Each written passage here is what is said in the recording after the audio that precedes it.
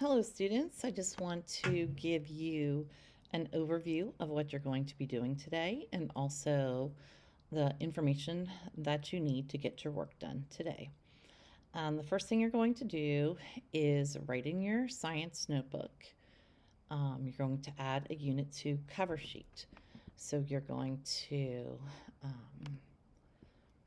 to this link, and this is your first page. So you're going to pause your video here. Write this down on a new page in your science notebook. And when you're done, you can go to the next one. Okay, on that same page, you're going to write in your science notebook information about the two summatives we'll be having in this unit. Criterion B, which is inquiring and designing, where you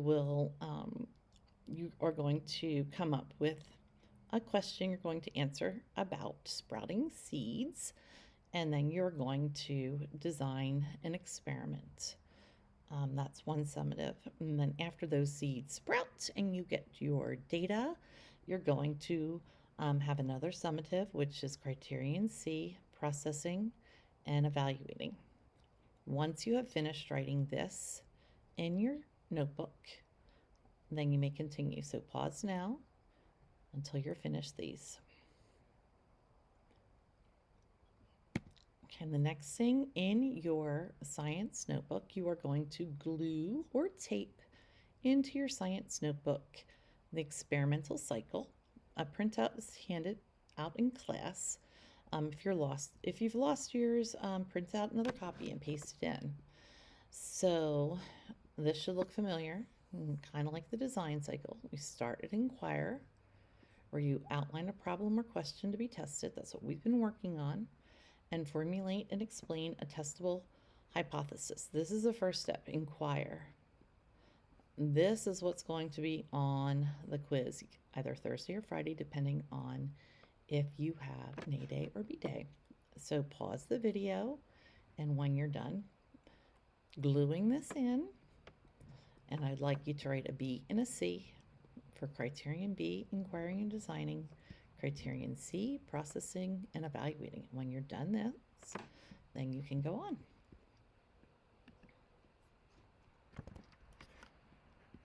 All right, the next thing you are going to do on our lesson slideshow is a little bit of a review. So I've made this document for you here. The first page, and you'll find this is going to be on your Google Classroom. The first page is just notes that I wrote out for you. You can do with this what you want. You can read over it, you can highlight the document, you can print it out, you can write notes on it, you can copy it down, you can make a graphic organizer, whatever you need to do to study for this quiz that is coming up, this formative that's coming up. This is our last day to review. After today, it's going to be assessment, and if you need help with this, come to tutorials today after school. So this page talks about how you identify the independent and dependent variables. It tells how to write a good scientific question, what is the effect of, and then you add how you're going to manipulate that independent variable. So what is the effect of the independent variable on, and then how your dependent variable might be affected by changing your independent variable. Okay, so you're going to be doing that today as practice.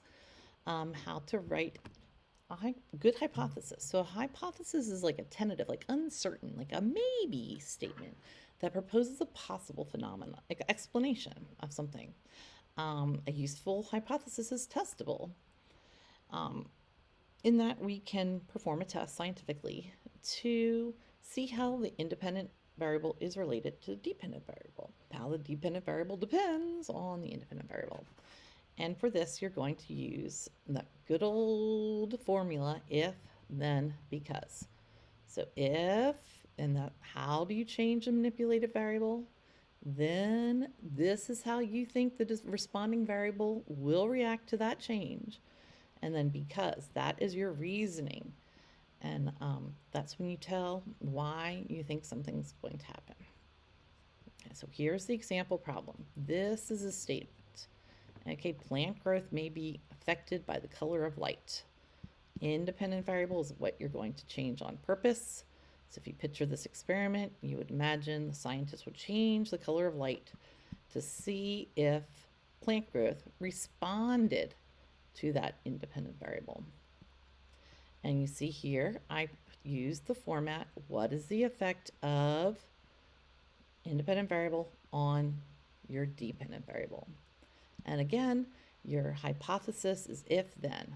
If the color of light is red or blue, then the plant will grow the largest. And I added a because. For yours, you don't have to add the because we're not doing research on these topics. You're just practicing writing, identifying the variables, writing the question in the what is the effect of independent variable on dependent variable and the hypothesis. So make sure you use that format. Make sure you are specific. Like for example, for this one, you wouldn't want to say independent variable was just light. Okay, that would not be specific enough because they're talking about the color of light. Dependent variable, you couldn't just say plants because that's not what we're looking at. We'd want to be looking at plant growth. I'd like you to try these 4. Okay, there are 4 different examples.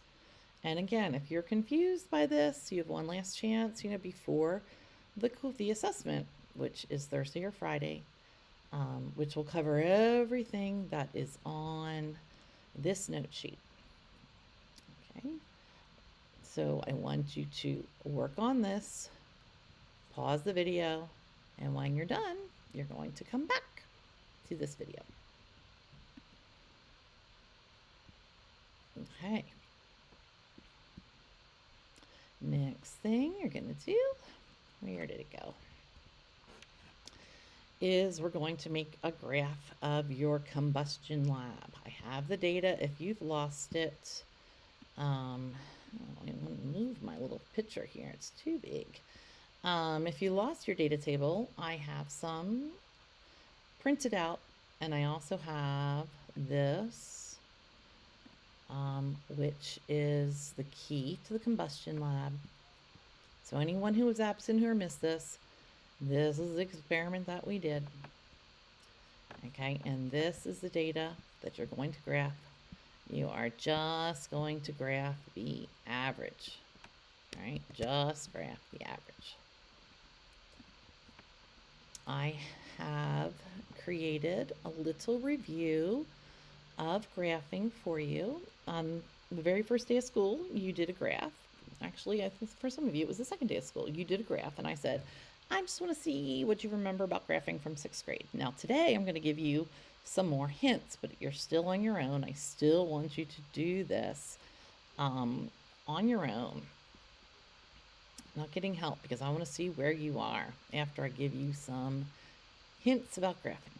All right, so here are your graphing hints. Okay, I want you to follow this order when you're making a graph. First, you need to get a pencil and a ruler. Then you have to figure out what data will go on each axis. And I'm going to give you that information too. It's written on the board, but I'm thinking about it. I will add that to this document. Then you got to plan out the spacing and intervals. You don't want your graph to be squished. You don't want it to overflow. Then you need to write a label, such as time, or temperature, or distance, and then your units. Units are the words that come after the numbers, like seconds, or minutes, or meters, or pounds. Okay, then you got to make a title for your graph, and you got to color and fill in the bars last. And remember, only graphing the averages. Okay, and I want you to pause your video, and I'm going to plug in the information about dry mix, which is how you figure out what data goes on each axis.